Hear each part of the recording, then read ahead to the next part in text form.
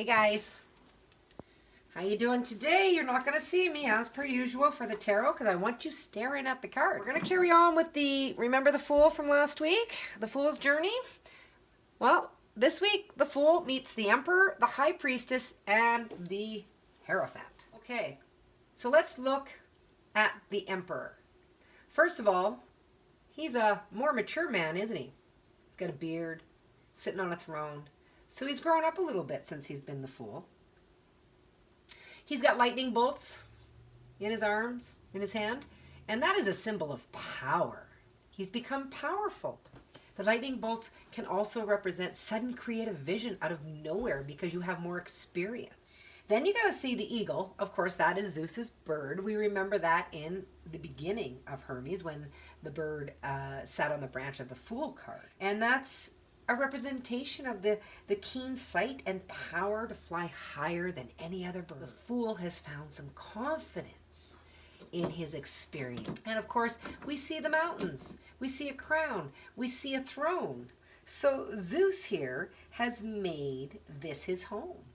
The Emperor is the person that is a little bit more balanced than the Fool and the Magician, right? The Emperor is a little bit aged, more experienced, a little more wiser. Very much a father figure in this spread. If it comes up in your spread, it can represent a dad, a father figure, a grandfather, a male friend. Sometimes we see confrontation with father figures because, again, all the major arcana archetypes can actually be literal people. They can actually come in as fathers, mothers, sisters, friends, guides, teachers, bosses, right? With the Emperor, we're asked to take a standpoint. This is really the first time that the Fool is being asked to stand for something. You know, the full-hearted Fool has been going through life to this point of just pretty much having a good time, and now he's actually being said to, what do you stand for? When the Fool meets the Emperor, at this point in his journey, he learns to confront worldly life and his own resources of how he will manage the rest of his journey.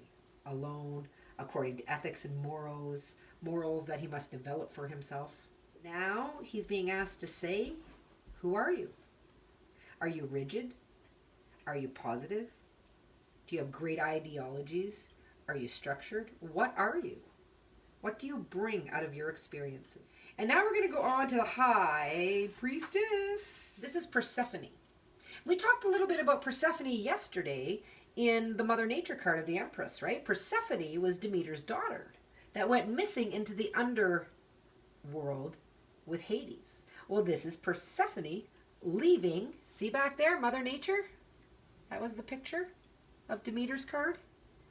She's leaving home and she's going into the underworld. Now, the pomegranate in her hand is the fruit of the dead and of conjugal love, because of the many seeds it has inside. What else do we got in the card now? We see Mother Nature, and behind we see the pomegranate. Well, it seems like we have a black and a white column there. And columns are a representation of what you can create or what you can destroy. Life or death, good or bad, being in the yang. Flowers there. You know what these are called? These are called narcissuses. Yes, narcissuses. This is where the word narcissist comes from. And she had picked them when Hades abducted her because they were associated with the dead and the ghostly color of white and the emergence of winter. And this card is a beautiful card to represent a journey on a very deep inner level. Persephone is going on a journey to find something. So when the High Priestess shows up in a spread, it basically brings the heightening of intuition to start because she's going into the underworld, right, of good and bad. She's got to be careful. So her senses are heightened when she goes into the underworld. It's also a warning sometimes of things that can seduce you and fascinate you because she's going to see a lot of interesting things down there in the underworld that she's never seen before. So it's also a warning card to be cautious of what is in front of you and to take a good look about sometimes. Persephone reminds you that there's going to be an encounter coming in the future. You want to look at the things that are unseen in your life when the high priestess comes up. So when the fool meets the high priestess, it's his spiritual awakening, right? Everything isn't 3D reality. All right, let's move on to the heirophant. This is a centaur, half man, half horse. Now he has a scroll in his hand, and that scroll that the centaur carries is the law. It's the written word. It's the way he communicates with the divine. Let me introduce you to Chiron and his story. He was a great healer, and he knew all the secrets of the herbs and the plants, but he was never able to heal himself. His friend Hercules visited him in his cave one day, and he accidentally scraped the centaur's leg with an arrow that had been dipped in blood by a monster, so could never heal. It poisoned the wound. But because Chiron was immortal and could not die, he was condemned to live in pain for the rest of his life from this wound that would not heal. He became the wounded healer because he spent the rest of his life sacrificing all his worldly happiness and devoting all his time to the teaching of spiritual wisdom. What does it mean when the fool meets that part of himself? Well, basically, he is actively seeking answers of the philosophical kind. Chiron's all about teaching the spiritual teachings. So when the fool meets the Hierophant, he realizes he has a great quest for life and the meaning of it. It's no longer about the 3D aspects of the emperor. It's now about understanding a deeper level of life. The fool, he emerges from the discovery of his underworld with the high priestess, right? And the hidden powers that he didn't know that were even possible, to emerging from the cave of Chiron, where he has found a much more meaningful life. So when these come up in a spread, you realize there is more to life. There is another direction. There is a deeper meaning. The Hierophant can also bring healing into your life, or be a sign of actual healing required as well, right? It just depends on what comes before and after. And of course, we're going to do spreads after we learn the cards. So, okay, so let's summarize. We're going to go back over last week. We got the Fool starting out.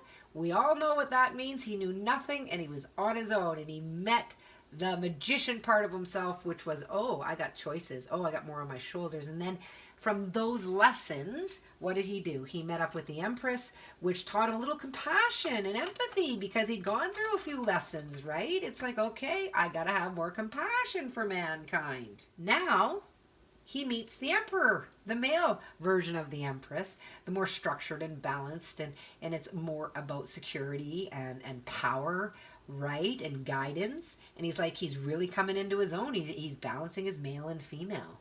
But then all of a sudden he meets the high priestess, and Persephone tells him there is so many more seeds to spread. There is so many more illusions to see. You're going to see the emotional, and you're going to see the spiritual aspects of life now. And emerges from the cave with Chiron the Hierophant, which is the wounded healer who shows the fool parts of himself that he needs to see. He needs to understand that there's more of a philosophy system to life, a deeper meaning, a deeper commitment for the meaning of life. So just when he thought he had conquered the world like Zeus, he realized there was a whole other level. So there you go. Those are the cards we're learning this week. The Emperor, the High Priestess, the Hierophant. I want you to look at your cards, whatever they are. I want you to study the pictures. And I want you to connect that feeling we talked about in the last lesson about what does it feel like to come into your own and have power. Connect that. And then what does it feel like to go into the darkness and go, there's got to be more to life. All right, that's it. So remember, like, subscribe, and share. And of course, I'll see you next week. Thanks. You know I love yous.